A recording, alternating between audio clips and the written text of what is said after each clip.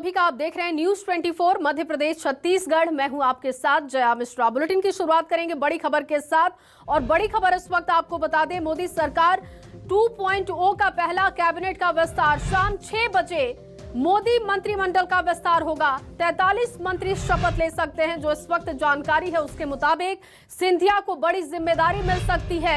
उत्तराखंड के पूर्व सीएम त्रिवेंद्र रावत को भी बड़ी जिम्मेदारी मिल सकती है। कैबिनेट में उन्हें भी जगह दी जा सकती है, इस बात की जानकारी है। लेकिन शाम 6 बजे का इंतजार करना होगा। अब तक कई मंत्रियों ने अपना इस्तीफा दे दिया है।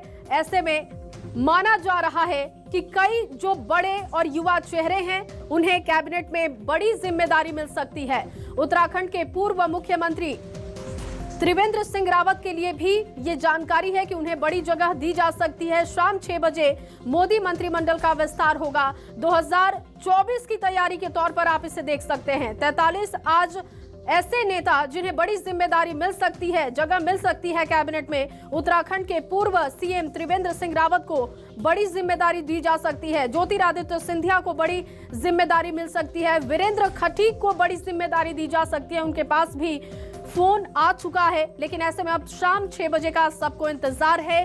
कौन से वो चेहरे, कौन से वो नाम जिसको मोदी टीम में मिली है जगह।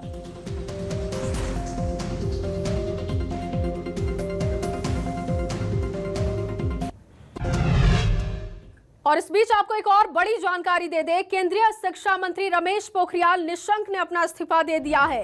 राव साहब दानवे पाटिल का भी इस्तीफा हो चुका है। सदानंद गौड़ा का इस्तीफा हो चुका है। संजय धोत्रे का इस्तीफा हो चुका है। तो सूत्रों के हवाले से ये खबर आपको दे रहे हैं, लेकिन ये खबर पुख्ता पक्की खबर है कि कई बड़े नेता जो इस वक्त लगातार इस्तीफा दे रहे हैं। देखिए, उसमें सदानंद गौड़ा का नाम है, संजय धोत्रे का नाम है। केंद्रीय शिक्षा मंत्री रमेश पोखरियाल निशंक का इस्तीफा हो चुका है।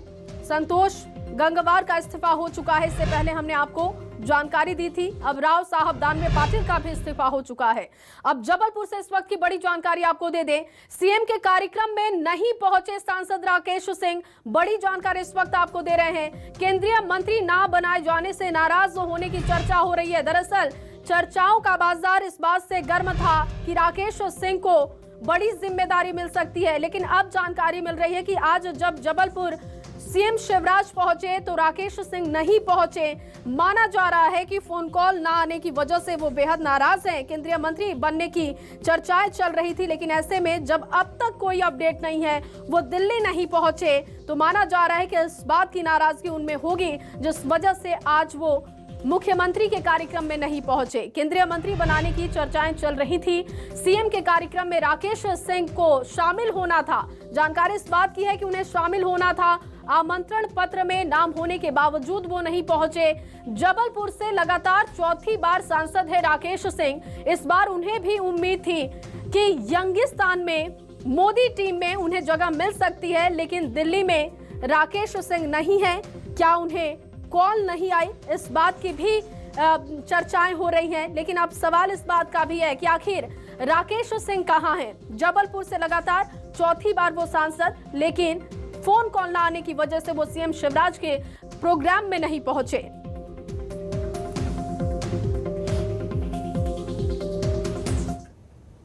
और मोदी कैबिनेट में किन किन नेताओं को जगह मिल सकती है, ग्राफिक्स के जरिए आपको दिखाते हैं। तो बीजेपी से राज्यसभा सांसद हैं ज्योतिरादित्य सिंधिया, कैबिनेट में उन्हें जगह मिल सकती है आज। सर्बानंद सोनोवाल जो कि असम के पूर्व मुख्यमंत्री हैं, उन्हें मोदी टीम में जगह मिल सकती है। नारायण राणे हैं, महाराष्ट्र के पूर्व मुख्यमंत्री रह चुके हैं, उन्हें जगह दी जा सकती है। जेडीयू के राष्ट्रीय अध्यक्ष आरसीपी सिंह को भी जगह मिल सकती है, इस बात की भी जानकारी है। विनय सहस्त्रबुद्धे जो कि बीजेपी से राज्यसभा सांसद हैं, मोदी के नए मंत्री हो सकते हैं। इसके साथ ही बीजेपी से राज्यसभा सांसद हैं भूपेंद्र यादव, मोदी की यंगिस्तान टीम में वो भी शामिल हो सकते हैं। उत्तराखंड के पूर्व मुख्यमंत्री तीरथ सिंह रावत को भी जगह मिल सकती है। संजय जायसवाल बिहार बीजेपी के अध्यक्ष हैं, उन्हें जगह मिल सकती है इस मोदी कैबिनेट में। एलजेपी से सांसद हैं पशुपति पारस। माना जा रहा है कि उन्हें भी बड़ी जिम्मेदारी दी जा सकती है। अपना दल की अध्यक्ष हैं अनुप्रिया पटेल, मोदी की यंग टीम में वो भी शामिल हो सकती हैं। संत कबीर नगर से सांसद हैं प्रवीण निषाद, जिनको मोदी कैबिनेट में जगह दी जा सकती है। ये तमाम वो चेहरे हैं जो इस वक्त आप देख पा रहे हैं, इन्हें बड़ी जिम्मेदारी मिल सकती है। वरुण गांधी का भी नाम इसमें शामिल है। और बंगाल बीजेपी के अध्यक्ष हैं दिलीप घोष, मोदी के नए मंत्री हो सकते हैं। आज शाम 6 बजे उन्हें भी बड़ी जिम्मेदारी मिल सकती है, इस बात के संकेत हैं। मीनाक्षी लेखी, जो कि एक बड़ा चेहरा बीजेपी की तरफ से, उन्हें जगह दी जा सकती है। लद्दाख से बीजेपी सांसद हैं जमयांग, उन्हें भी जगह मिल सकती है। रणजीत सिंह नाइक माढ़ा से सांसद हैं, मोदी की टीम में शामिल हो सकते हैं।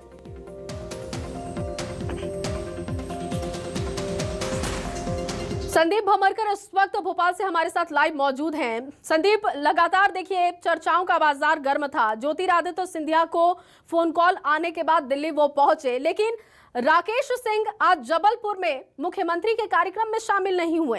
क्या तस्वीर आप समझ पा रहे हैं? कोई ऐसा इस वक्त पुख्ता जानकारी हो, खबर हो, क्यों राकेश सिंह के पास कॉल नहीं आई है क्या?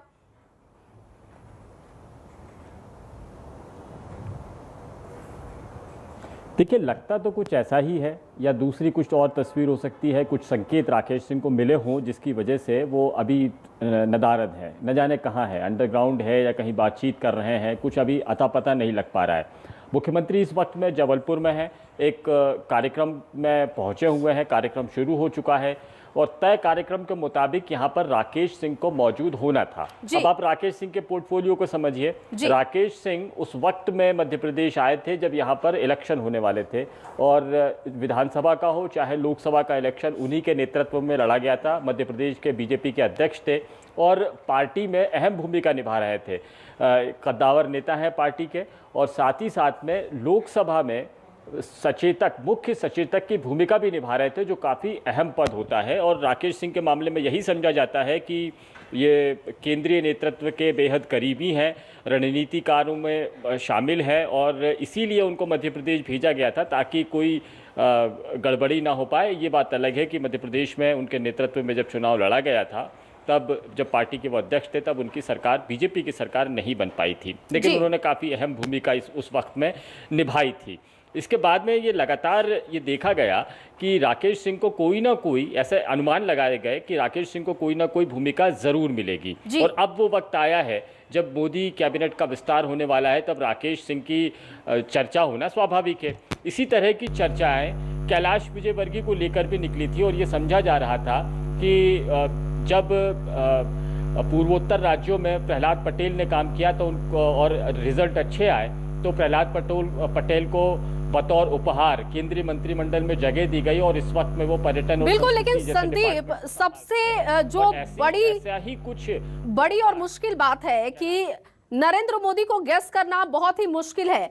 मैं लौटती हूं आपके पास, इस बीच एक बड़ी जानकारी अपने दर्शकों को दे दे। मोदी कैबिनेट विस्तार से जुड़ी इस वक्त की बड़ी खबर, बड़ा अपडेट आपको दे दें। मोदी कैबिनेट विस्तार को लेकर एमपी में सियासी हलचल तेज हो चुकी है, और सिंधिया को दिल्ली से बुलावा आने पर समर्थकों में काफी उत्साह है। टीकमगढ़ सांसद वीरेंद्र कुमार को भी दिल्ली में रहने का आदेश है। बड़ी जानकारी इस वक्त दे रहे हैं। राकेश सिंह जबलपुर में हैं, सीएम के कार्यक्रम में वो नहीं पहुंचे। इस बीच इस बात की भी जानकारी है कि वो नाराज हैं, इस वजह से सीएम के कार्यक्रम में नहीं पहुंचे। आमंत्रण पत्र पर नाम था, कार्यक्रम में पहुंचना था। जबलपुर से सांसद हैं, जिम्मेदारी थी कि आज मुख्यमंत्री के कार्यक्रम में पहुंचे, लेकिन नहीं पहुंचे। माना जा रहा है कि कॉल ना आने की वजह से बेहद नाराज हैं। संदीप भमरकर का मैं रुख करूंगी। संदीप, वीरेंद्र खटीक को भी न्योता मिल चुका है, इस बात की जानकारी है, क्या कहते हैं आपके सूत्र?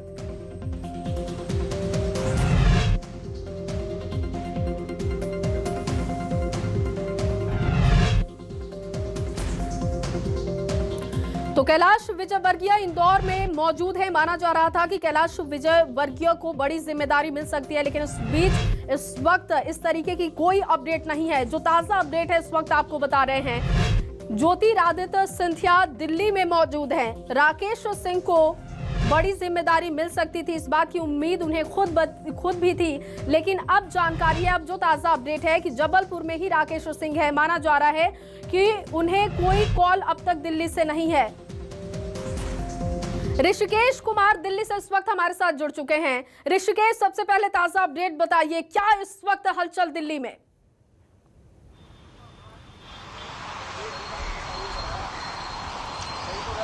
देखिए, प्रधानमंत्री आवास पर जिन्हें बतौर कैबिनेट मंत्री पद और गोपनीयता की शपथ लेनी है, वो प्रधानमंत्री आवास से उनके साथ चाय पीकर अपने अपने घरों में वापस लौट गए हैं और शाम 6 बजे राष्ट्रपति भवन में पद और गोपनीयता की शपथ दिलाई जाएगी प्रधानमंत्री मोदी की मौजूदगी में।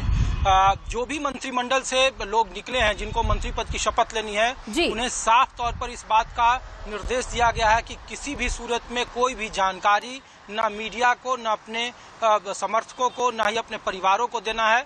लिहाजा जो भी नेता प्रधानमंत्री आवास से मिलकर निकले हैं, जिसमें न केवल ज्योतिरादित्य सिंधिया हों, अनुप्रिया पटेल हों, या उत्तर प्रदेश हो या बिहार से लाइज के लोग हों, उन सभी लोगों ने कोई भी बात नहीं की है सार्वजनिक तौर पर। और अब से थोड़ी देर के बाद तकरीबन 4:30 बजे का वक्त होगा जब सब अपने अपने घरों से निकलेंगे और राष्ट्रपति भवन के लिए कूच करेंगे। जी, ऋषिकेश, अब मध्य प्रदेश को लेकर मैं सवाल करूंगी, क्योंकि मध्य प्रदेश में भी बड़ी हलचल इस वक्त तेज है। मोदी कैबिनेट के विस्तार से पहले ज्योतिरादित्य सिंधिया तो दिल्ली में मौजूद है, माना जा रहा है बड़ी जिम्मेदारी मिल सकती है, लेकिन राकेश सिंह के नाम को लेकर चर्चाएं हो रही थी। आज जब जबलपुर शिवराज सिंह चौहान कार्यक्रम में पहुंचे, निमंत्रण पत्र पर नाम होने के बावजूद वहां पर राकेश सिंह नहीं पहुंचे। उन्हें क्या कॉल नहीं आई है? कोई आपके सूत्र इस तरीके की राकेश सिंह को लेकर कोई जानकारी दे रहे हो? दूसरी बात, वीरेंद्र खटीक को लेकर भी जानकारी आ रही है कि दिल्ली में रहने का आदेश मिला है उनको।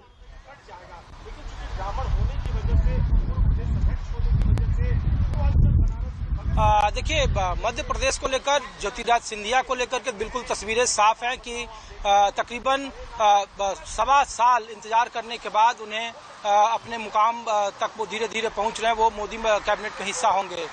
बाकी जो कयासों को लेकर के, चाहे वो जबलपुर के सांसद हों या फिर अन्य नेता खटीक हों या फिर कैलाश विजयवर्गीय को लेकर के, जो जिस तरीके से बंगाल में, पश्चिम बंगाल के ऊपर भारी रहे और जिस तरीके से उन्हें राजनीतिक प्रसाद मिलने की उम्मीद थी, केंद्रीय कैबिनेट में उन्हें जगह मिलने की उम्मीद थी, लेकिन ऐसा कुछ नहीं हुआ। करिश्मा जो मध्य प्रदेश के नेताओं को लग रहा था, वो साफ पूरा होता नहीं दिख रहा है।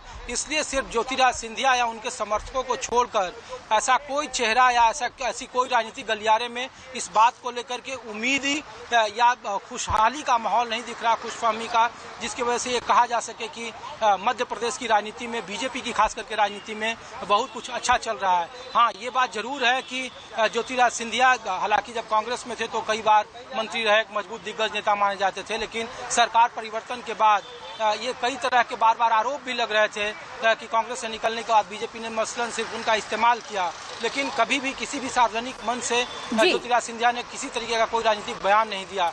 चलिए ऋषिकेश, मैं लौटती हूँ आपके पास, मैं आपके पास, आप बने रहिए हमारे साथ। रायपुर का रुख करूंगी। इस वक्त मेरे सहयोगी आशीष तिवारी भी मौजूद हैं। आशीष, छत्तीसगढ़ को लेकर इस वक्त क्या सुगबुगाहट है? क्योंकि मध्य प्रदेश की बात करें तो यहाँ से कई नामों पर चर्चा, लेकिन ज्योतिरादित्य सिंधिया का रास्ता साफ होता दिख रहा है, लेकिन छत्तीसगढ़ को लेकर इस वक्त क्या अपडेट है? देखिए, छत्तीसगढ़ में एक बार फिर से बीजेपी के सांसदों को मायूसी हाथ लगी है। कल से जब से चर्चाएं थी कि मंत्रिमंडल फेरविस्तार को लेकर लोगों के पास पीएमओ से फोन जाने का सिलसिला शुरू हुआ है, तो राज्य के कुछ बीजेपी सांसदों के भीतर भी ये चर्चा थी कि उनके नामों पर विचार किया जाएगा। और जिस तरीके से बीजेपी के भीतर खाने के सूत्र बताते हैं कि जिन नामों पर चर्चा चल रही थी, उन नामों में सरोज पांडे के नाम आगे चल रहे थे। इसके अलावा अरुण साव बिलासपुर के सांसद हैं, विजय बघेल हैं, और इसके अलावा पूर्व मुख्यमंत्री डॉक्टर रमन सिंह है। इन नामों पर रायशुमारी तो की गई है, इस बात की पुख्ता जानकारी बीजेपी संगठन के नेता देते हैं। चर्चा इस बात को लेकर भी है कि 3 दिन पहले जब 45 नामों की पहली सूची तैयार की गई थी, हालांकि तब तक तय नहीं था कि किन्हें मंत्रिमंडल में लेना है, किन्हें नहीं लेना है, तब उस सूची में पूर्व मुख्यमंत्री डॉक्टर रमन सिंह के नाम का जिक्र किए जाने की भी तस्दीक बीजेपी के नेता करते हैं।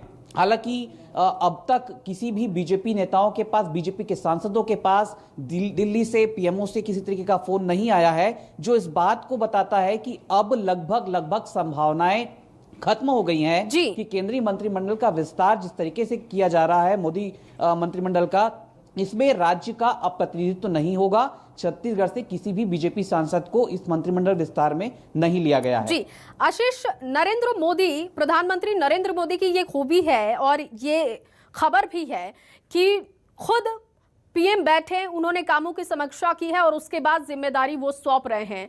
क्या छत्तीसगढ़ का परफॉर्मेंस अच्छा नहीं रहा क्या, इसलिए ये तोहफा नहीं मिल रहा?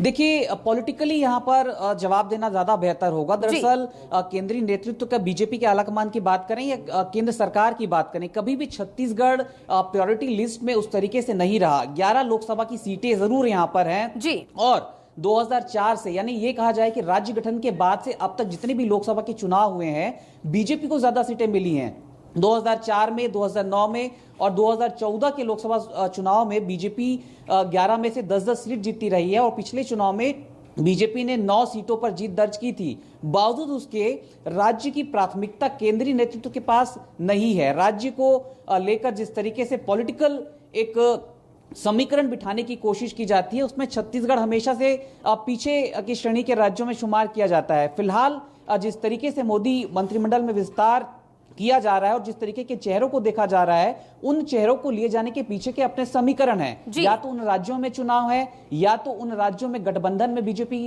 एनडीए की सरकारें चल रही हैं, या दीगर समीकरण है। इन तमाम समीकरण और इन तमाम पैरामीटर्स पर छत्तीसगढ़ बीजेपी के सांसद पीछे हो जा रहे हैं और शायद यही एक बड़ी वजह है कि राज्य को एक बार फिर छला गया है केंद्रीय मंत्रिमंडल के विस्तार में। और इस बात को लेकर राज्य के सांसदों में एक तरीके की नाराजगी भी है, जो सतह पर फिलहाल तो नहीं है, लेकिन भीतर खाने से नाराजगी जी की बातें। आशीष, मैं लौटती हूँ आपके पास, न्यूज रूम का रुख करूंगी।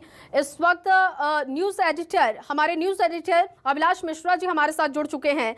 अभिलाष जी, लगातार मोदी मंत्रिमंडल के विस्तार से पहले हम देख रहे हैं कि कई बड़े नेताओं के इस्तीफे भी हो चुके हैं, लेकिन राकेश सिंह की नाराजगी की बातें भी सामने आ रही हैं। ज्योतिरादित्य सिंधिया की तस्वीर तो साफ होती दिख रही है, लेकिन राकेश सिंह के साथ क्या छलाव हो गया क्या? और चलिए इस बीच आपको एक बड़ी जानकारी दे दे, आरके सिंह का भी हो सकता है पर प्रमोशन। बड़ी जानकारी इस वक्त आपको दे रहे हैं, हरदीप सिंह पुरी का प्रमोशन होगा। कई बड़े नेताओं के प्रमोशन की बातें सामने आ रही थी, इस बीच अब धीरे धीरे तस्वीरें साफ हो रही हैं। अनुराग ठाकुर का प्रमोशन किया जाएगा, आरके सिंह का भी प्रमोशन हो सकता है, इस बात की जानकारी है। हालांकि जो साफ तस्वीर है वो शाम 6 बजे तक सामने आएगी, लेकिन इस वक्त आपको जो भी ताजा अपडेट आ रहे हैं वो हम आपको बता रहे हैं। अनुराग ठाकुर का प्रमोशन हो सकता है, आरके सिंह का प्रमोशन हो सकता है और हरदीप सिंह पुरी का भी प्रमोशन हो सकता है। ये तमाम वो नाम हैं जिन्हें प्रमोट किया जा सकता है। कई मंत्रियों के पत्ते कट चुके हैं, उसकी जानकारी भी हमने दी। अब तक 6 से 7 ऐसे मंत्री हैं जिनका इस्तीफा हो चुका है, जिसमें बाबुल सुप्रियो हैं, जिसमें संतोष गंगवार हैं। इसके साथ ही और भी कई बड़े चेहरे जो कि काफी समय से विश्वासी थे पार्टी में, लेकिन अब उनका इस्तीफा हो चुका है। रमेश पोखरियाल निशंक का भी इस्तीफा हो चुका है, लेकिन इस बीच किनको प्रमोट किया जा सकता है उसकी जानकारी दे रहे हैं। बड़ी जानकारी इस वक्त, अनुराग ठाकुर का प्रमोशन होगा, आरके सिंह का भी प्रमोशन हो सकता है, इस बात की जानकारी है। ऋषिकेश दिल्ली से लगातार हमारे साथ बने हुए हैं। ऋषिकेश, कईयों का पता कटा तो कईयों को प्रमोशन भी मिलेगा, जिसमें अनुराग ठाकुर का नाम तो है ही, आरके सिंह का भी नाम सामने आ रहा है।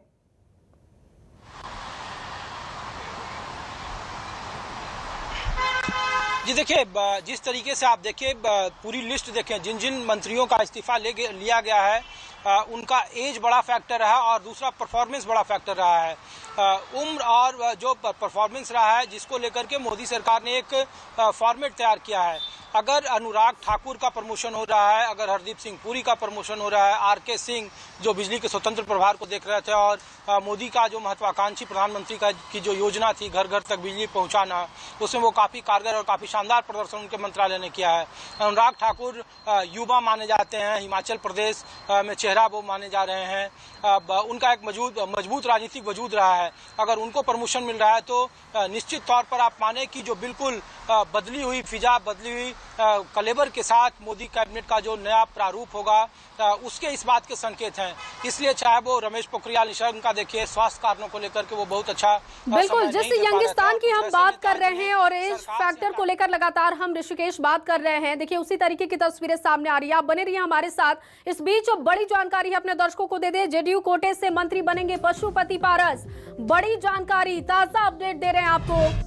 पशुपति पारस कैबिनेट मंत्री बनेंगे, तस्वीर साफ हो चुकी है, लेकिन जेडीयू के कोटे से बनेंगे। आरसीपी सिंह भी बनेंगे कैबिनेट मंत्री। बड़ी जानकारी इस वक्त आपको दे रहे हैं। पशुपति पारस को लेकर चिराग पासवान चुनौती दे रहे थे प्रधानमंत्री को, लेकिन अब ये तस्वीर साफ हो चुकी है। पशुपति पारस कैबिनेट मिनिस्टर होंगे, लेकिन जेडीयू के कोटे से होंगे। आरसीपी सिंह भी कैबिनेट मिनिस्टर बनेंगे। अभिलाष मिश्रा न्यूज रूम से मेरे न्यूज एडिटर इस वक्त मौजूद हैं। अभिलाष जी, देखिए ये बड़ा दाव कह सकते हैं, और वही बात एक बार फिर से कि गेस करना बड़ी मुश्किल है मोदी को गैस करना मुश्किल है, लेकिन सियासत को भी गैस करना मुश्किल होता है। देखिए जया, बहुत जरूरी है समझना कि ये वही पीएम मोदी हैं जिन्होंने कहा था कि हम मिनिमम गवर्नमेंट और मैक्सिमम गवर्नेंस रखेंगे। अब सियासत जब पलटा खाती है तो फिर सारी जो नीतियां होती हैं, सारी जो सोच होती है, वो कैसे वक्त के साथ बदलती है आप देखिए। अब पीएम मोदी जो हैं वो एक मेगा हैवी वेट मंत्रिमंडल के साथ आपको केंद्र में नजर आएंगे। उसकी वजह भी है, उसकी वजह है कि कोरोना काल में जो डैमेज पीएम मोदी और उनकी सरकार की छवि को हुआ है उससे पार पाना है, और इसके साथ जो आने वाले चुनाव है उन्हें भी सेटल करना है। सबसे बड़ी बात है जातिगत, जो भले ही मध्य प्रदेश या छत्तीसगढ़ में हम देखें कि बहुत ज़्यादा ये चीज़ें नहीं होती, लेकिन पूरे देश के परिप्रेक्ष्य में देखें तो कास्ट जो इक्वेशन है उसको सेटल करना बहुत ज़रूरी होता है। और उसके लिए अब पीएम मोदी ने एक बहुत बड़ा मूव किया है, और ये मूव जो है ये वाकई में पूरी तरह से पीएम मोदी की जो सोच है, उनके काम करने का जो तरीका है उससे बिल्कुल विपरीत है, ये माना जा रहा है। क्योंकि पीएम मोदी कम लोगों के साथ बहुत सेलेक्टिव थे, आपने देखा होगा उनके पहले कार्यकाल के दौरान, और जब भी वो अगर गुजरात में भी थे अपने कार्यकाल के दौरान तो बहुत सेलेक्टिव, बहुत कम उनकी छोटी टीम होती थी, लेकिन बहुत एफिशिएंट होती थी। तो क्या यह माना जाए कि पीएम मोदी को अब लग रहा है कि अब चुनौतियां बड़ी हैं और इसलिए हमें बहुत बड़े मंत्रिमंडल के साथ जाना होगा, उसमें उन्हें बिहार को भी सेटल करना है, यूपी के इलेक्शंस को देखना है, आने वाले वक्त में मध्य प्रदेश छत्तीसगढ़ को देखना है। जया, लेकिन इंपॉर्टेंट यहां पर यह हो जाता है कि मध्य प्रदेश और छत्तीसगढ़ को क्या मिलेगा, यह बहुत बड़ा सवाल है, और मध्य प्रदेश और छत्तीसगढ़ के 10 करोड़ लोग इसी पर निगाह बनाए हुए हैं। जी अभिलाष जी, देखिए बंगाल में हार का सामना करने के बाद और कई बाईपोल्स हारने के बाद कहीं ना कहीं बीजेपी इस वक्त 2024 के लिए खुद को यंगिस्तान के साथ तैयार कर रही है। लेकिन मैं जिक्र करूंगी मध्य प्रदेश के लिहाज से, छत्तीसगढ़ के साथ छलावा हुआ है, जैसा कि आशीष तिवारी बता रहे थे जब उनसे बातचीत हो रही थी। मध्य प्रदेश के लिहाज से देखें तो ज्योतिरादित्य सिंधिया को बड़ा कद दिया जाएगा, बड़ा पद दिया जा रहा है। राकेश सिंह के साथ क्या छलावा हो गया क्या? राकेश सिंह के साथ क्या हुआ है, देखिए मैं बताऊं, राकेश सिंह वो नेता है मध्य प्रदेश के जया जो पहली बार नहीं है। जब भी मंत्रिमंडल में फेरबदल की सुगबुगाहट होगी, मध्य प्रदेश से एक नाम सबसे पहले और सबसे आगे होता है, और वो है राकेश सिंह, जबलपुर सांसद का। लेकिन हर बार वो बिल्कुल सत्ता के नजदीक पहुंचते पहुंचते कुर्सी के पास और रह जाते हैं। आज क्या हुआ है, वही हुआ है। जो लोग मध्य प्रदेश की सियासत को फॉलो कर रहे हैं पिछले 15-20 सालों से, मैं जैसे 2 दशक से मैं कर रहा हूं, तो मुझे पता है कि राकेश सिंह को खुद को इस बात को लेकर क्या भरोसा नहीं है कि अगर उनको फोन भी आ जाएगा तो उनको कुर्सी मिलेगी या नहीं, क्योंकि उनके साथ हर बार यह होता है। आज तो यह तक कहा जा रहा है कि जबलपुर के एक कार्यक्रम में उन्हें पहुंचना था जहां सीएम आए हुए हैं, लेकिन वहां पर जबलपुर सांसद ही नहीं है, वो दिल्ली में नहीं है, वो जबलपुर में है, तो सीएम के कार्यक्रम में क्यों नहीं है ये बताने की जरूरत नहीं। लेकिन राकेश सिंह के साथ ये हो क्यों रहा है, ये भी बड़ा सवाल है। ये उनके लिए भी आत्मचिंतन की जरूरत वाली खबर है कि बार बार उनके साथ इस तरह की चीजें क्यों हो रही हैं। जी अभिलाष जी, वीरेंद्र खटीक को लेकर आपका आकलन क्या है? माना जा रहा है कि दिल्ली से बुलावा आ चुका है उनको। देखिए वीरेंद्र खटीक ये नाम चौंका रहा है, ये सभी को चौंका रहा है। सागर से वो सांसद हैं और बहुत कम बोलते हैं, इतना कम बोलते हैं कि हम जैसे मीडिया पर्संस को इलेक्शन के टाइम भी जब उनके इंटरव्यू कराने होते हैं, उनसे बात करनी होती है, तो वो बहुत सोच समझकर तोल मोल के बोलने वाले नेताओं में हैं, बहुत लो प्रोफाइल रहते हैं, शेड्यूल कास्ट को वो बिलोंग करते हैं और उनका एक प्रतिनिधित्व करते हैं। सागर का जो पूरा एरिया है वहाँ पर उन्होंने चुनाव लड़ा, चुनाव जीते वो, लेकिन अचानक से उनका नाम आ जाना और राकेश सिंह का नाम चले जाना, कई देखिए दिग्गज सांसद हैं, कास्ट की इक्वेशन से भी देखा जाए, लेकिन आपको यहां पर एक मजबूरी समझनी होगी। और ये जो इक्वेशन अचानक से वीरेंद्र खटीक का नाम कैसे सामने आता है, इसके पीछे बहुत छोटा सा लॉजिक है, लेकिन जो लोगों की नजर में नहीं आया।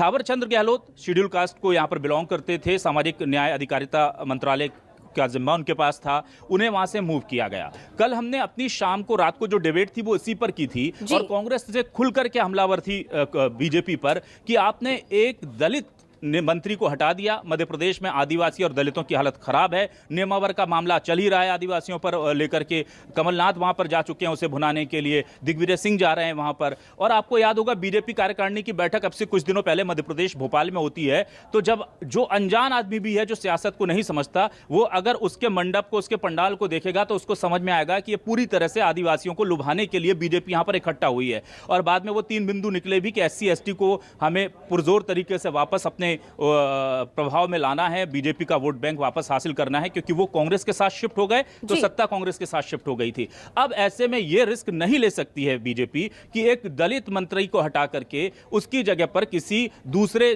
समाज के वर्ग के व्यक्ति को बिठा दिया जाए। इसीलिए यहां पर SC वर्ग से ही ताल्लुक रखने वाले वीरेंद्र खटीक का नाम अचानक से सामने आया है। ये चौंकाता जरूर है, लेकिन कास्ट इक्वेशन में बिल्कुल परफेक्ट है। बिल्कुल। संदीप भाभरकर जी का मैं रुख करूंगी। संदीप जी, लेकिन क्या दिक्कतें नहीं हो सकती क्या आगे आने वाले समय में, जब ज्योतिरादित्य सिंधिया के लिए तस्वीरें साफ हो जाती हैं, जो कि कांग्रेस से बीजेपी में आते हैं, और जो बीजेपी के अपने विश्वसनीय नेता हैं उन्हें जगह नहीं मिलती है, तो क्या बड़े लेवल पर दिक्कत नहीं होगी आगे?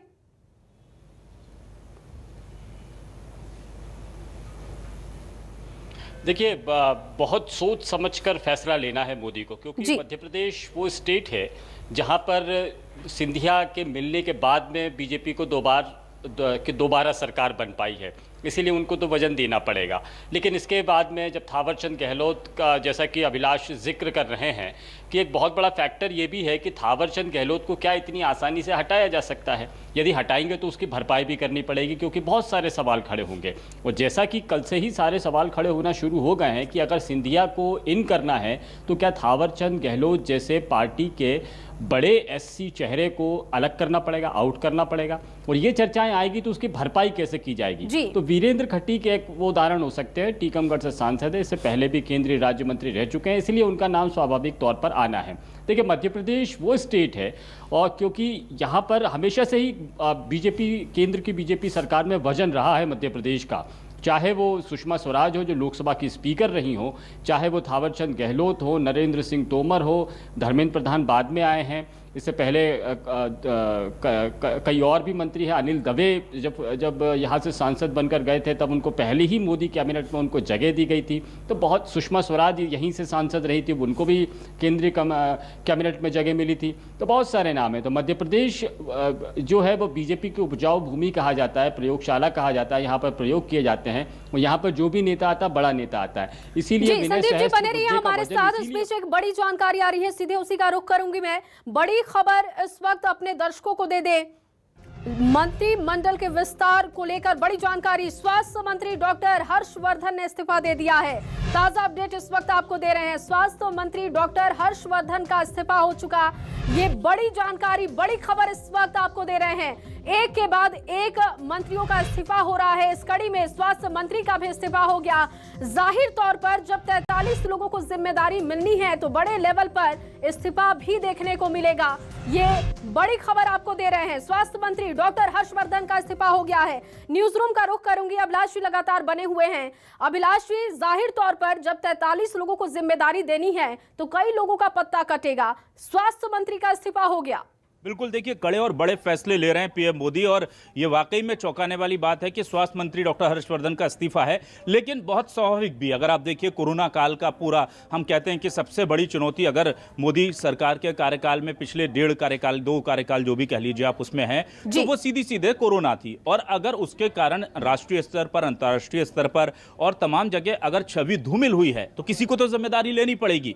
सरकार को जो डैमेज होना है हो गया, लेकिन अब सरकार ने सोच लिया है, पीएम मोदी ने सोच लिया है कि पूरे घर के बदल डालूंगा, जहां जरूरत पड़ेगी बदल डालूंगा। देखिए, नए चेहरों के साथ जो सबसे बड़ा पॉजिटिव पॉइंट होता है जो है वो ये होता है कि कोई पूर्वाग्रह उनके साथ नहीं होता। आदमी जब कोई काम करता है अगर वो डिलीवर नहीं भी कर पाता है तो 1-2 साल कहा जाता है कि अभी उन्हें समझेंगे, मंत्रालय समझेंगे, काम शुरू करेंगे, चीज़ों में कसावट लाएंगे, तो वो 1-2 साल का वक्त होता है, तब तक इलेक्शंस आ जाएंगे। तो ये एक बहुत सोचा समझा रणनीतिक कदम है और डॉक्टर हर्षवर्धन को अगर यहाँ से हटाया गया है तो मुझे लगता नहीं उनके जैसे कद के और उनके जैसे गुडविल वाले नेता को बहुत दिनों तक दूर रखा जाएगा। उन्हें कोई ना कोई बड़ी जिम्मेदारी संगठन में मुझे लगता है कि सरकार अभिलाष जी देखिए, एक्सपेरिमेंट तो हम देख रहे हैं लेकिन एक्सपीरियंस भी तो कोई चीज होती है, वो फिर कैसे मोदी कैबिनेट में आने वाला है? बहुत बहुत बढ़िया आपने जो है सवाल किया है कि एक्सपेरिमेंट ठीक है लेकिन एक्सपीरियंस जरूरी है। लेकिन देखिए पीएम मोदी अब यहाँ पर वापस गुजरात स्टाइल की जो पॉलिटिक्स है उसको लेकर आ रहे हैं। गुजरात में क्या होता था, गुजरात में पीएम मोदी होते थे, उसके बाद 2-3 उनके खास कोर मेंबर्स होते थे और उसके बाद जो पूरा पॉलिटिकल सिनारियो है या पूरी योजनाएं, पूरे विभाग हैं, उसे एडमिनिस्ट्रेटिव तौर पर हैंडल किया जाता था। आप यकीन मानिए इस मंत्रिमंडल फेरबदल के बाद एक बड़ी सर्जरी एडमिनिस्ट्रेटिव तौर पर होगी। केंद्र के कई बड़े अधिकारी इधर उधर होंगे और वहां पर मोदी अपने डिलीवर करने वाले लोगों को वहां पर बिठाने जा रहे हैं। और उसके बाद ये जो यंग टीम है और वो जो एडमिनिस्ट्रेटिव टीम होगी, वहां पर आपको एक्सपीरियंस देखने को मिलेगा। जया, यहां एक्सपेरिमेंट, वहां एक्सपीरियंस, और ये जो कॉकटेल है ये 2024 के लिए, 23 के लिए, यूपी के लिए ये सत्ता का कोल्ड ड्रिंक हो सकता है, ऐसा माना जा रहा है। ये कोशिश कर रही है बीजेपी। जी, आशीष भी लगातार रायपुर से हमारे साथ बने हुए हैं। आशीष, लगातार हमने देखा, चाहे हम बंगाल चुनाव को ले लें या मध्य प्रदेश के बाईपोल को ले लें या फिर कोविड के वक्त में देश में जिस तरीके की परिस्थितियां बनी, बीजेपी को ये बात समझ आ गई कि धीरे धीरे लोकप्रियता कम हो रही है और अगर इसको फिर से बूस्ट देना है तो फिर बदलाव करना जरूरी है और वो तस्वीर हम देख पा रहे हैं इस वक्त। देखिए बीजेपी है और बीजेपी में आज की बात पर बीजेपी काम नहीं करती है और बीजेपी एक दशक की रणनीति पर काम करती है और उसे एग्जीक्यूट करने की कोशिश करती है। बंगाल का आपने जिक्र किया, निश्चित तौर पर बंगाल में बीजेपी ने जिस तरीके से सीटों को गेन किया, बीजेपी कहीं ये मानकर नहीं चल रही है कि वहां पर सत्ता में बीजेपी आ गई तो बीजेपी बैकफुट पर आ गई है। बंगाल में बीजेपी ने 3 से 70 सीटों का फासला तय किया है, तो एक बड़ी स्ट्रेटेजी के तहत किया है। मेन ऑपोजिशन पार्टी के तौर पर बीजेपी बंगाल में काम कर रही है। लेकिन फिलहाल मोदी मंत्रिमंडल में जिस तरीके से फेरबदल किया जा रहा है, बीजेपी के उन नेताओं को तरजीह दी जा रही है जो पॉलिटिकली बीजेपी को आने वाले अलग अलग राज्यों के चुनाव में बेनिफिट दे सकते हैं। एक दूसरा, गठबंधन की जो सरकारें जहां चल रही है, जहां पर एनडीए की सरकारें चल रही हैं, बीजेपी अलायंस में है, उन राज्यों को तरजीह देने की कोशिश इस कैबिनेट में की जा रही है, कैबिनेट के एक्सटेंशन में की जा रही है। ये बीजेपी की रणनीति का एक अहम हिस्सा है। जिस तरीके से अभिलाष जी जिक्र कर रहे थे, उसी की कड़ी में यदि छत्तीसगढ़ के संदर्भ को जोड़ दिया जाए तो छत्तीसगढ़ नेशनल पॉलिटिकल फ्रेम में हमेशा से एक निग्लेक्टेड स्टेट के तौर पर देखा जाता रहा है। कभी भी राज्य को उस स्तर पर प्रतिनिधित्व सेंट्रल पॉलिटिक्स में नहीं दिया गया जिसकी उम्मीद राज्य के नेता इस वक्त कर रहे थे। जरूर अटल बिहारी वाजपेयी की सरकार में ये उदाहरण था कि रमेश बैस, दिलीप सिंह जुदेव और डॉक्टर रमन सिंह जैसे 3 बड़े कद के नेताओं को कैबिनेट मंत्री बनाया गया था और कैबिनेट राज्य मंत्री का दर्जा दिया गया था। लेकिन 2014 के बाद से सिनेरियो बदल गया है। कास्ट की पॉलिटिक्स बीजेपी ज्यादा करने लगी है। बीजेपी उन राज्यों पर ज्यादा जोर देने लगी है जहां बीजेपी का वजूद नहीं था, तो ऐसे में उन राज्यों के नेताओं को बड़े ओहदे पर लाना बीजेपी की प्रायोरिटी लिस्ट में शामिल हो गया। तो ये वो तमाम समीकरण है जिसकी वजह से छत्तीसगढ़ के संदर्भ में वापस आए तो छत्तीसगढ़ पीछे रह जाता है और उन राज्यों को नेताओं को बीजेपी ज्यादा प्रमोट करती है। जी, संदीप जी का रुख करूंगी। संदीप जी, अब अगर ज्योतिरादित्य सिंधिया को बड़ी जिम्मेदारी मिल सकती है, ये तस्वीर साफ है, लेकिन वो बड़ी जिम्मेदारी, वो पद कौन सा हो सकता है ज्योतिरादित्य सिंधिया के कद के हिसाब से?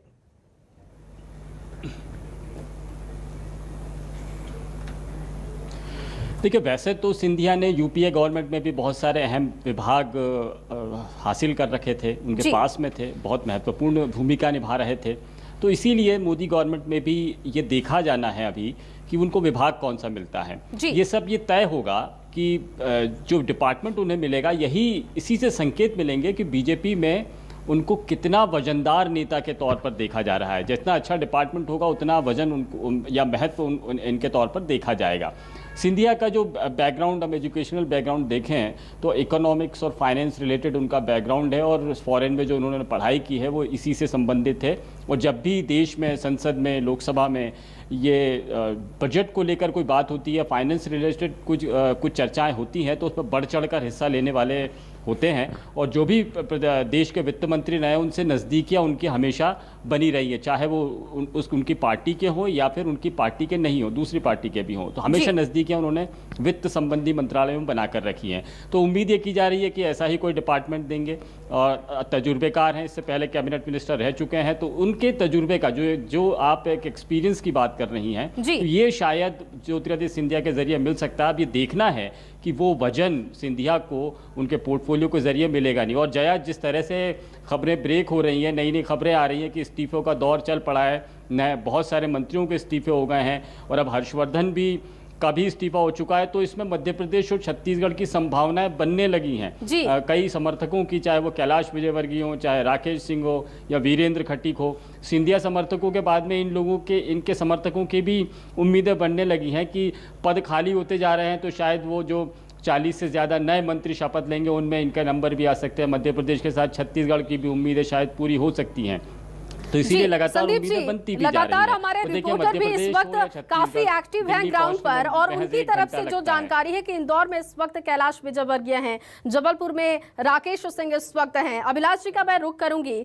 अभिलाष जी, अगर कैलाश विजयवर्गीय के प्रोफाइल को हम देखें, उनके कद को देखें, तो एक बड़ी जिम्मेदारी की उम्मीद उन्हें खुद भी होगी, लेकिन इस वक्त उनके नाम पर कोई चर्चा बहुत ज्यादा नहीं है। देखिए, बिल्कुल मैं जया बताऊंगा, लेकिन इस बीच एक ब्रेकिंग न्यूज आ रही है और हम उसका जल्दी रुक करेंगे। सागर सांसद राज बहादुर सिंह की तबीयत से जुड़ी हुई ये खबर है। मुझे लगता है 1-2 मिनट में हम इसको पुख्ता कर लें और उसके बाद ये खबर आप तक पहुंचाते हैं। और रहा सवाल आपके कैलाश विजयवर्गीय के सवाल को लेकर, तो बहुत देखिए, पश्चिम बंगाल में कैलाश विजयवर्गीय जी को पूरी तरह से झोंक दिया गया। वो कहा जाता था, एक वक्त था कि उन्हें कहा जाने लगा था कि सियासत के चाणक्य हैं, बहुत अच्छे मैनेजर हैं, तमाम चीज़ें थी, लेकिन पश्चिम बंगाल ने आमूल-चूल परिवर्तन कहीं ना कहीं उनकी पूरी छवि में ला दिया। अब उनके लिए ये तय था कि उन्हें अवार्ड किया जाएगा मंत्रिमंडल से अगर पश्चिम बंगाल में कुछ अच्छा होता है। हालांकि सत्ता से तो दूर रहे, लेकिन देखिए सीटें आई हैं, फाइट बहुत अच्छी दी है। तो ऐसे में सवाल ये है कि कैलाश विजयवर्गीय का क्या फिलहाल कोई उनके लिए जगह बनती नजर आ रही है? ये जगह फिलहाल अभी नहीं अगर बन रही है तो ये चिंता का विषय कैलाश विजयवर्गीय के लिए भी है, क्योंकि वो जिस कद के थे, जिस पद के थे, वहां लग रहा था कि ये जरूर वहां पर चीजें होंगी। इस वक्त हमारे साथ एग्जीक्यूटिव एडिटर सुकेश जी आ गए हैं। सुकेश जी, मैं जानना चाहूंगा कि जिस तरह से एक के बाद एक बड़े विकेट गिर रहे हैं केंद्रीय मंत्रिमंडल से, हम देख रहे हैं कि प्रताप सारंगी चले गए, डॉक्टर हर्षवर्धन जी ने इस्तीफा दे दिया, ये क्या सर पूरे घर के बदल डालेंगे उस फील्ड पर आप आ गए हैं क्या? आमूल-चूल परिवर्तन है। देखिए, ये एक तरीके से डिसरप्शन है। प्रधानमंत्री चौंकाने के लिए जाने जाते हैं। जिस तरीके से मंत्रिमंडल में फेरबदल है वो साफ तौर पर दिखाता है कि एक आमूल-चूल पूरे ढांचे में परिवर्तन की कोशिश है। और हर्षवर्धन की खबर इसलिए बहुत बड़ी खबर है क्योंकि पिछले कुछ समय में लगातार इस बात को लेकर आलोचना हो रही थी कि कोविड की सेकेंड वेव जो थी उसको हम संभाल नहीं पाए। प्रधानमंत्री को ये लगता है, प्रधानमंत्री कार्यालय को ये लगता है कि जिस तरीके से उन्होंने ताकीद की थी कि आप अपनी तैयारी बनाकर रखें। पहला वेव तो चलिए ऐसा था कि ये यहाँ का कोई वायरस नहीं था जो इंडिया को ही उसने परेशान किया। ये चीन से आया हुआ एक वायरस था, और पहले वेव में हम अगर नाकाम हो गए तो उसकी एक वजह बनती थी। सेकेंड वेव में प्रधानमंत्री के हिसाब से उन्होंने ताकीद अपनी तरफ से की थी, प्रधानमंत्री कार्यालय की तरफ से सारे इंतजाम किए गए थे, और उसके बाद नाकाम रहे हर्षवर्धन। तो ये ठीक रहा, ये विपक्ष को भी एक बड़ा मुद्दा मिलेगा। अभी देखिए, आने वाला जो सत्र है उसमें इस बात को लेकर प्रधानमंत्री पर टिप्पणी की जाएगी कि प्रधानमंत्री ने सब कुछ अपने हाथ में रखा था, लेकिन ठीकरा फोड़ना चाहते हैं किसी एक व्यक्ति पे। हर्षवर्धन पे ठीकरा फोड़ा गया है, लेकिन प्रधानमंत्री ने इसकी परवाह नहीं की है कि उनके बारे में क्या कहा जाएगा। एक फॉल गाई होता है, हर्षवर्धन को एक फॉल गाई की तरह देखा जा रहा है। उसके अलावा मैं आपको बताऊं, 2-4-5 नामों की पुष्टि अभी नहीं है, इसलिए नाम लेना ठीक नहीं है, लेकिन मेरी जानकारी में कई ऐसे और बड़े नाम हैं जो संगठन में लिए जाएंगे। ये कई बड़े नाम हो सकते हैं, तो आप इसको एक छोटा मोटा फेरबदल नहीं मानेंगे, नहीं मानकर चलिए। 6 बजे आपको पता चल जाएगा कि कई बड़े विकेट और भी गिरे हैं, और सिर्फ इतना ही, यहीं पे ये बात रुकने वाली नहीं है।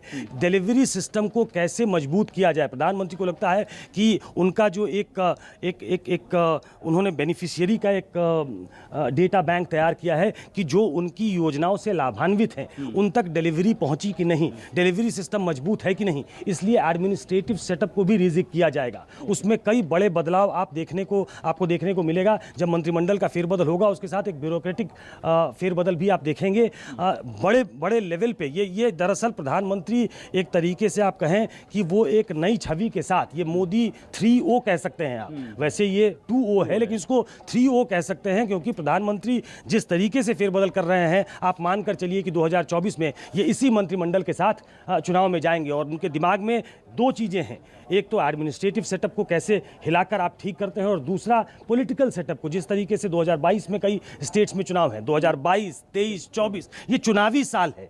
प्रधानमंत्री को मालूम है कि वो जिस तरीके से 2022 में जाएंगे, बहुत सारे प्रदेश ऐसे हैं जहां वो इनकम्बेंट गवर्नमेंट है, वहां उनकी सरकार फिर से आनी है, तो किस तरीके से हर रीजन को प्रतिनिधित्व मिले, हर जाति को प्रतिनिधित्व मिले। 2022 उसमें बहुत इंपॉर्टेंट रोल प्ले करने वाला है। 10 मंत्री हैं, प्रधानमंत्री को लेकर 10 मंत्री अभी उत्तर प्रदेश से हैं, वहाँ से संख्या बढ़ाई जा रही है।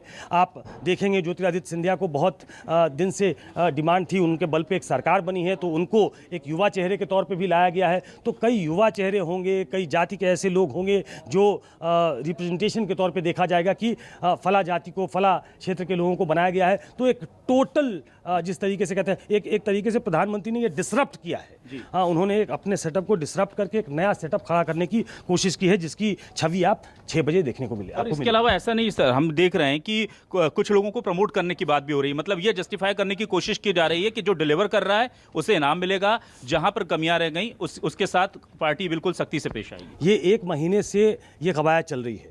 1 महीने से प्रधानमंत्री एक मिड टर्म अप्रेजल, जैसे कॉर्पोरेट क्षेत्र में होता है, प्रधानमंत्री एक मिड टर्म अप्रेजल करने में लगे थे। कई ऐसी मीटिंगों में पार्टी के अध्यक्ष JP नड्डा भी बैठे थे और उसमें जिन लोगों ने प्रधानमंत्री के हिसाब से, प्रधानमंत्री कार्यालय की तरफ से ये बार बार कहा जाता है कि प्रधानमंत्री के बारे में जो एक छवि बनाई गई है कि वो सब कुछ अपने हाथ में रखते हैं, दरअसल प्रधानमंत्री मॉनिटर करते रहते हैं, ऐसा बताने की कोशिश होती है। और जब ऐसा लगता है कि उस मॉनिटरिंग में प्रधानमंत्री को कमी नजर आती है तो वो एक तरीके से अपने हाथ में चीज़ों को ले लेते हैं। जिन मंत्रियों ने अच्छा परफॉर्म किया है, जिनका अप्रेजल में रिजल्ट ठीक आया है, उनको प्रमोट किया जाएगा। उसमें कई ऐसे नाम हैं, जैसे अनुराग ठाकुर को प्रमोट किया जा सकता है, हरदीप पुरी को प्रमोट किया जा सकता है। अनुराग ठाकुर किसी और मंत्रालय में जाएंगे तो अश्विनी वैष्णव एक ब्यूरोक्रेट हैं, वाजपेयी के PS थे, वो उड़ीसा से सांसद हैं, BJD से उनके अच्छे संबंध हैं, तो वो मेरी जानकारी में मिनिस्ट्री ऑफ फाइनेंस में उनको मिनिस्टर ऑफ स्टेट के तौर पे लाया जाएगा। तो कई ऐसे नाम जिन पे प्रधानमंत्री का विश्वास है वो इंडक्ट किए जाएंगे और जिन्हें प्रधानमंत्री समझते हैं कि उन्होंने अच्छा काम किया है उनको प्रमोट भी किया जाएगा। और मध्य प्रदेश छत्तीसगढ़ के लिहाज से सर बात करें तो ज्योतिरादित्य सिंधिया को चाहने वाले, उनके समर्थक, या चूंकि एक सरकार पूरी सिर्फ उनके कारण इस वक्त है, तो उनको एक क्या हैवीवेट मंत्रालय कुछ मिल सकता है या राज्य मंत्री, आपको क्या जानकारी है उनको लेकर? नहीं, वो कैबिनेट मिनिस्टर होंगे, उनको एक अच्छा पोर्टफोलियो मिलेगा। देखिए, प्रधानमंत्री के माइंड को रीड करना, ये स्पेकुलेट करना ठीक नहीं है, क्योंकि बार बार वो एक तरीके से कहें कि आपको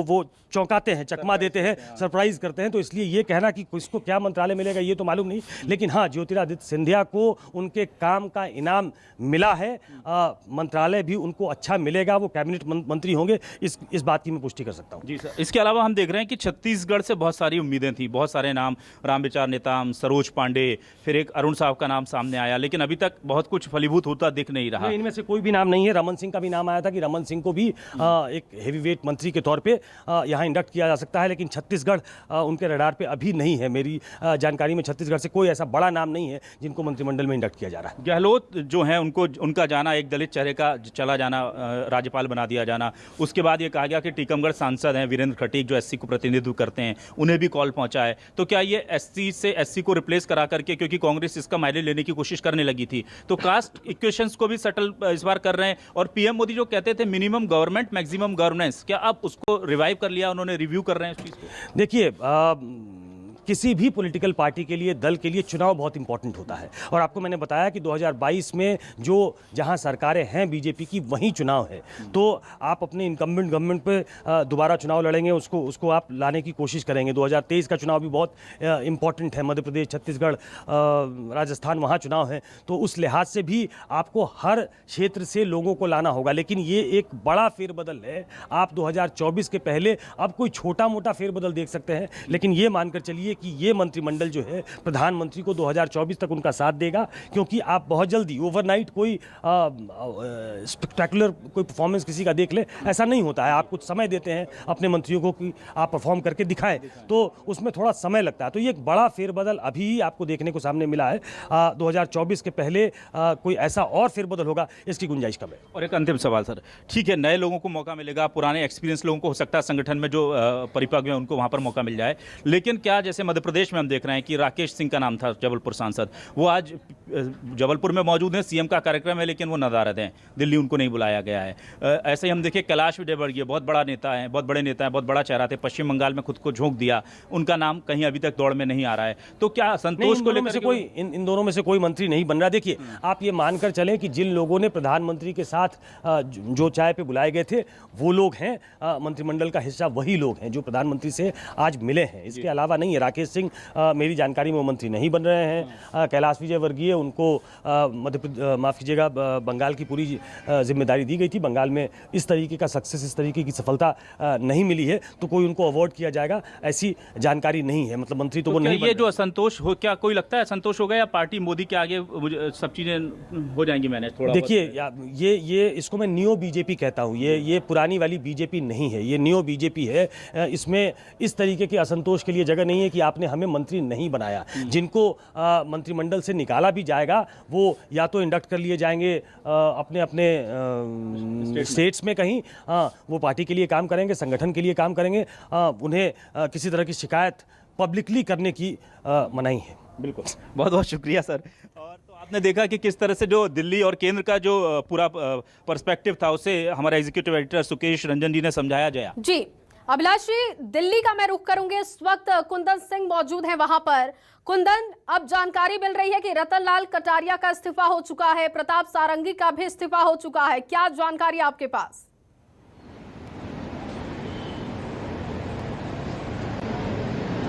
एक लंबी लिस्ट है जिन लोगों का इस्तीफा हुआ है। इसमें अगर बड़े हैवीवेट की बात करें तो आप जो स्वास्थ्य मंत्री हैं हर्षवर्धन का नाम ले सकते हैं, आप एचआरडी मिनिस्टर निशंक का नाम ले सकते हैं, आप सदानंद गौड़ा का नाम ले सकते हैं, आप प्रताप सारंगी का नाम ले सकते हैं, आप संजय धोत्रे का नाम ले सकते हैं, आप रतनलाल कटारिया का नाम ले सकते हैं, आप संतोष गंगवार का नाम ले सकते हैं। यानी बड़े स्केल पे, बड़े तौर पे ये पूरा रिसफलिंग किया गया। और मैं आपको बता दूं कि मध्य प्रदेश के लिहाज से एक बड़ी खबर ये है कि नरेंद्र सिंह तोमर के पास जो 3 बड़े मंत्रालय थे, जिसमें एग्रीकल्चर है, पंचायती राज है और रूरल डेवलपमेंट है, उसमें करीब करीब कृषि का जाना तय है। और हो सकता है कि ग्रामीण एक किसी विभाग के वो कैबिनेट मंत्री बने रहेंगे। जहां तक ये सवाल उठाया जा रहा था कि मध्य प्रदेश से कोई बड़े चेहरे के तौर पे आएंगे, वो ज्योतिरादित्य सिंधिया का नाम बहुत साफ है। और ज्योतिरादित्य सिंधिया को एक हेवी वेट का मंत्रालय दिया जा सकता है। हो सकता है वो इंफ्रास्ट्रक्चर से रिलेटेड हो सकता है वो आईटी का हो, संचार का हो, एविएशन का हो, या फिर मिड सेगमेंट के जो मंत्रालय होते हैं। 4 बड़े मंत्रालयों को अगर हम छोड़ दें, जिसमें विदेश, गृह, रक्षा और इस तरह के ये गृह मंत्रालय जैसे विदेश मंत्रालय होते हैं, लेकिन नीचे के मंत्रालय में आप देखें, रोड हो गया, रेल हो गया, आईटी हो गया, टेलीकॉम हो गया, संचार हो गया, इस तरह के बड़े मंत्रालय उनको दिया जा सकता है। यानी मध्य प्रदेश के लिहाज से एक बड़ा देखने को मिलेगा। जहां तक पूरे देश का सवाल है, उन राज्यों को विशेष ध्यान दिया गया जहां पे चुनाव होने वाले हैं। मसलन आप गुजरात से बड़े चेहरे देखेंगे, आप पुरुषोत्तम रूपाला का एक नाम आ रहा है। पुरुषोत्तम रूपाला एमओएस हैं और हो सकता है उनको कैबिनेट में रिशफल किया जाए और एक बड़ा पोर्टफोलियो दिया जाए। मनसुख मंडाविया जो कि कैबिनेट नहीं है, उनको कैबिनेट में रिशफल किया जा सकता, लेकिन उनके पास एक इम्पॉर्टेंट मंत्रालय है, शिपिंग और एक तरह से आप जहाजरानी मंत्रालय जिसको कहते हैं। तो कुल मिलाकर उन राज्यों का विशेष ख्याल जहां पे चुनाव होने हैं, या उन नेताओं का विशेष ख्याल जिसका अपने जातीय या जो क्षेत्रीय समीकरण है उसमें फिट बैठता है। लेकिन इसके अलावा भी ऐसे कई नाम सरप्राइज नाम आ सकते हैं जिनके लिए आपको शाम 6 बजे का इंतजार करना पड़ेगा। लेकिन मैं आपको बताऊं कि एक बड़ा गेस करना बहुत मुश्किल है, पल पल ये तस्वीरें बदल रही हैं। शाम 6 बजे का हम सबको इंतजार करना होगा। संदीप भमरकर जी हमारे साथ लगातार भोपाल से बने हुए हैं। संदीप जी देखिए, ये तो तस्वीर साफ है कि इस बार एक्सपेरिमेंट का ये बड़ा तड़का 2024 के लिए है और समीक्षा खुद पीएम मोदी ने की है। तो ऐसे में जो बड़े मंत्री इस्तीफा दे रहे हैं, जाहिर तौर पर किसी को भी फेवर नहीं किया गया है। अगर आपने गलती की है, आप सीधे बाहर।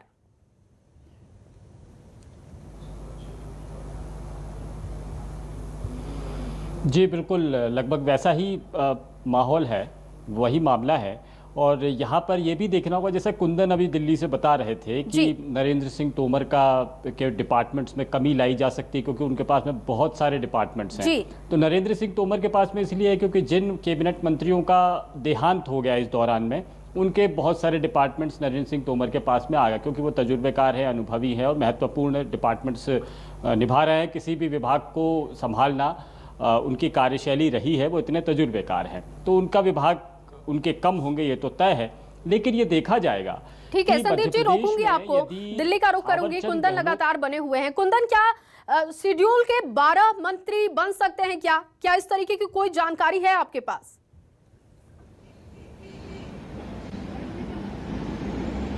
देखिए, मैं एक पूरा आंकड़ा आपसे साझा करना चाहूंगा और आंकड़े में आपको मैं बताऊं कि इस कैबिनेट में 12 मिनिस्टर एससी कैटेगरी यानी शेड्यूल कास्ट कैटेगरी को होंगे, 8 मंत्री शेड्यूल ट्राइब्स के हैं और ओबीसी के 27 जो मंत्री हैं वो ओबीसी यानी जो पिछड़ा वर्ग कहते हैं उससे आ रहे हैं और 8 माइनॉरिटी कम्युनिटी से है। हालांकि माइनॉरिटी कम्युनिटी में आप सिख को भी ले सकते हैं, आप क्रिश्चियंस को भी ले सकते हैं, आप जैन को भी ले सकते हैं, इस तरह के जो धर्म और 11 फीमेल है। तो मुझे बताओ कि आप पूरे मंत्रालय के अगर शेप को देखेंगे तो जो भी इस देश में जातीय समीकरण है और जो जनसंख्या का अनुपात है उसके मुताबिक एक तरह से ये बनाने की कोशिश की गई है। और आप देखेंगे कि कई नई चेहरे हैं। आप अनुराग ठाकुर को देखिए, ये लगभग तय है कि उनको कैबिनेट मंत्री के तौर पे देखा जाएगा। पहली बार मंत्री बने थे, फाइनेंस का चार्ज संभाला था और हर बड़े निर्णयों में आपने देखा होगा कि निर्मला सीतारमण के बगल में बैठकर वो एक तरह से न केवल प्रेस कॉन्फ्रेंस करना बल्कि उनके नीतियों को किस तरीके से आगे बढ़ाते थे।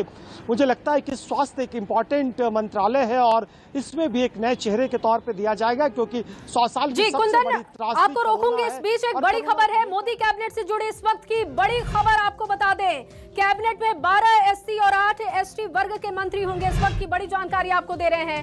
27 ओबीसी और 5 अल्पसंख्यक, सूत्रों के हवाले से जानकारी दे रहे हैं। ये लिस्ट कुंदन सिंह ने भी शेयर की है हमारे साथ और इस वक्त मोदी कैबिनेट से जुड़ी इस वक्त की बड़ी जानकारी आपको दे रहे हैं। अभिलाष जी का रुख करूंगी। अभिलाष जी, एक्सपेरिमेंट के साथ साथ युवा चेहरों के साथ साथ सियासी समीकरण, जातीय समीकरण भी यहां पर। बिल्कुल, और देखिए कुंदन ने ये जो लिस्ट दी है बहुत इंपॉर्टेंट हो जाती है। ये जो लिस्ट है ये अपने आप में ये बताने के लिए काफी है कि अब पीएम मोदी सोशल इंजीनियरिंग के फॉर्मूले को अपनी कैबिनेट में लागू कर रहे हैं। इससे दुर्भाग्य कह लीजिए, सौभाग्य कह लीजिए या सियासत की मजबूरी कह लीजिए कि मध्य प्रदेश में जब टिकट बढ़ता है तो वो जाति के आधार पर बढ़ता है। मध्य प्रदेश में पंच सरपंच से लेकर के जब कैबिनेट की कुर्सी तय होती है कैबिनेट मंत्री की, तो उसमें भी कास्ट फैक्टर को ध्यान में रखना पड़ता है क्योंकि हमारा ये सोशल सिस्टम ही कुछ ऐसा है और कोई इससे निकलने की लाख बातें करे। अब आप देखिए फॉर्मूला जो दिया है, बहुत इंपॉर्टेंट जानकारी दिल्ली से कुंदन ने हमें दी है और वो बता रहे हैं कि 12 मिनिस्टर जो हैं वो शेड्यूल कास्ट से होंगे, 8 मिनिस्टर शेड्यूल ट्राइब्स से होंगे, 27 मिनिस्टर जो है वो पिछड़ा वर्ग के यानी ओबीसी के होंगे और 5 माइनॉरिटी से, और इसके अलावा 11 महिलाओं को भी केंद्रीय मंत्रिमंडल में जगह मिलेगी। ये जो फॉर्मूला है ये समझाता है कि कैसे कास्ट इक्वेशन, सोशल सिनारियो और सोशियो पॉलिटिक चीजें जो है उसको इंपॉर्टेंस देते हुए पीएम मोदी ने एक बहुत बैलेंस शीट बनाने की कोशिश की है यहां पर। और कुंदन, मुझे याद आ रहा है, अगर आप कुंदन सुन पा रहे हैं मुझे, तो ये एक तरह से हम देख रहे हैं कि ये पूरा सेटलमेंट हमें पूर्ववर्ती कांग्रेस यूपीए सरकारों के मंत्रिमंडल की तौर तरीके को याद दिलाता है।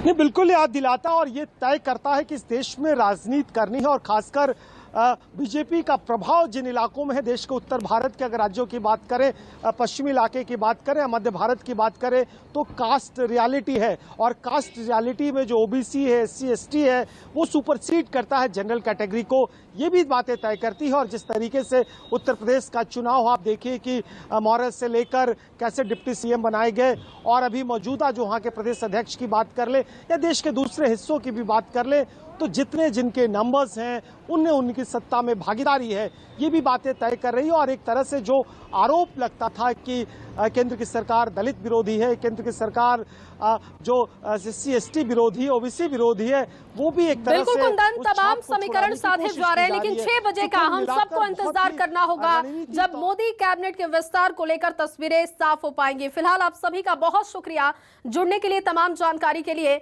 और आप बने रहिए न्यूज़ 24 मध्य प्रदेश छत्तीसगढ़ के साथ, पल पल की अपडेट के साथ आपको हर खबर पहुंचाते रहेंगे।